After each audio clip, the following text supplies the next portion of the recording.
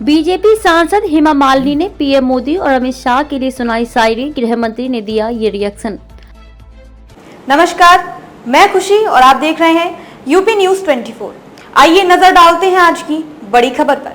संसद के शीतकालीन सत्र में विपक्षी दलों के सांसदों के निलंबन को लेकर जहां हंगामा मचा हुआ है, तो वहीं दूसरी तरफ बुधवार को गृह मंत्री अमित शाह ने लोकसभा में आपराधिक कानूनों से जुड़े 3 बिल पेश किए गए, जिस पर अपनी बात रखते हुए मथुरा से बीजेपी सांसद हेमा मालिनी ने पीएम मोदी और गृह मंत्री अमित शाह की जमकर तारीफ की। इसी दौरान उन्होंने सदन में दोनों नेताओं के लिए ऐसी शायरी पढ़ी जिसे सुनकर अमित शाह भी मुस्कुराने लगे।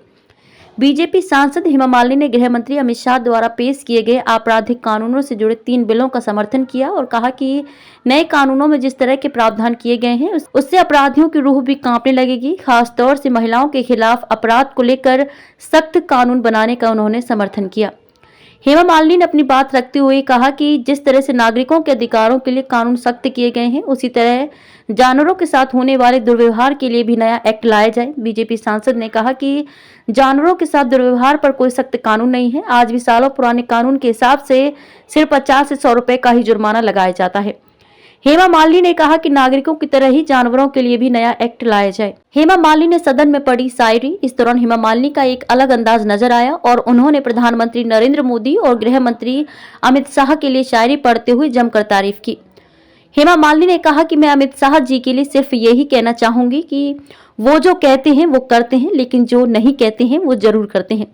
भारत की एकता और अखंडता, भारतवासियों के न्याय, सुरक्षा और कल्याण के लिए अमित शाह का जो समर्पण है और परिश्रम है, उसका ही नतीजा है कि आज हम प्रभावशाली भारत देख रहे हैं। हेमा मालिनी ने पीएम मोदी और अमित शाह जी के लिए शायरी करते हुए कहा कि लहराएगा तिरंगा अब सारे आसमान पर, भारत का ही नाम होगा सबकी जुबान पर, ले ले उसकी जान या खेलेंगे अपनी जान पर, कोई जो उठाएगा आंख हिंदुस्तान पर।